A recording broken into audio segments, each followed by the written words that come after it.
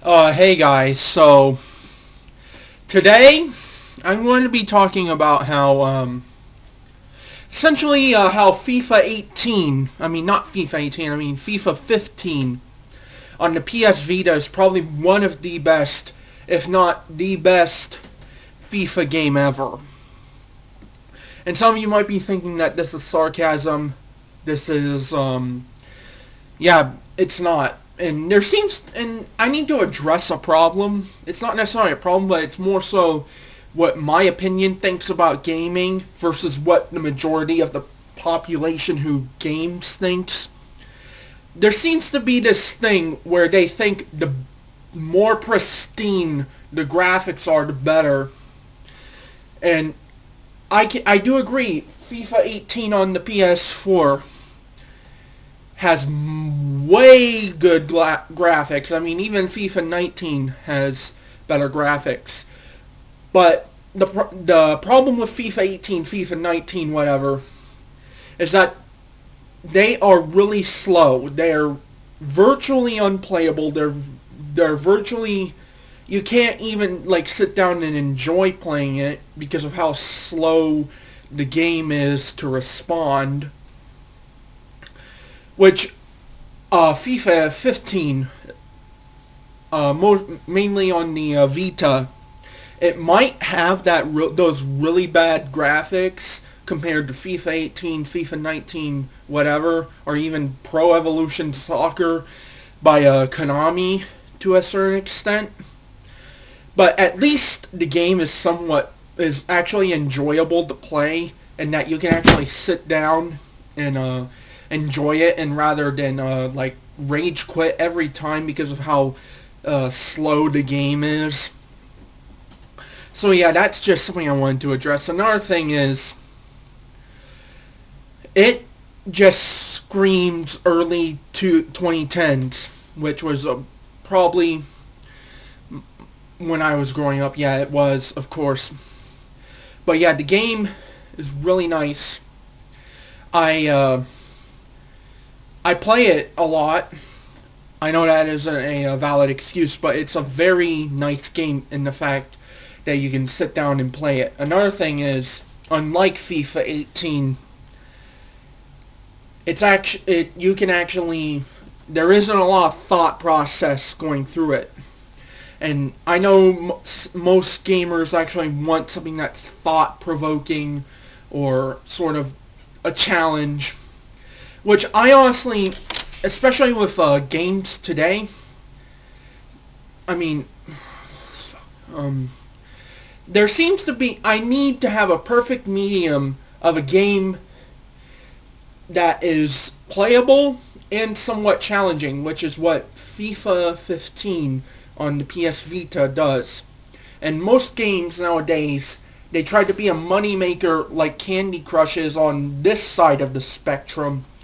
And then they try to be the ultra challenging, Star Wars Battlefront on this side. So they try to be in two places of the spectrum at the same time, mainly due to fan service and whatnot. And so I like things that are somewhat right in the middle of, something that is a bit challenging and something that, you can somewhat, let the time pass by. Instead of just sitting there like thinking, oh, what do I do next? And then you perform that move and it turns out to be really wrong. So, yeah, and they also have, and it basically has every other modern feature that FIFA 18 has, except for the graphics. But other than that, it's very playable. And the fact that you can sit down and play it, let time pass by, and actually it's enjoyable rather than FIFA 18, FIFA 19 on PS4, Xbox One. I mean, I even heard that FIFA 18 and FIFA 19 on the Nintendo Switch is like really bad,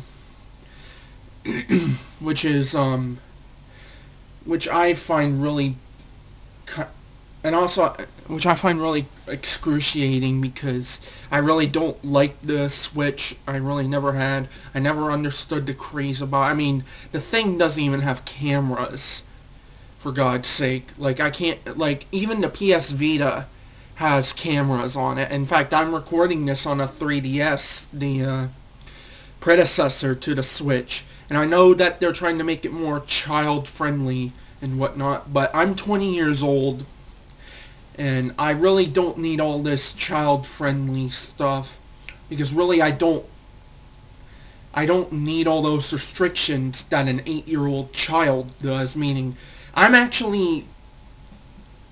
can actually legally go out and buy a rated M game, or even I can even go and see an NC-17 movie if I wanted to, even though they're kind of rare. Like, I can actually go do that. The only thing I really can't do here in the U.S. is drink or buy alcohol, mainly because we have some really bad Puritan laws and all that. But politics isn't the main focus of this video. It's mainly how FIFA 15 is probably on PS Vita. I'm not sure on PS3, PS4, whatever. It's probably the best FIFA game I've ever played. Mainly because I like to sit down and play something that, passes time. I don't want something that's going to make me frustrated and, I'm going to, regret buying the game in the first place, which is what FIFA 18, I don't even have FIFA 19 because of how excruciatingly frustrating the games are. But,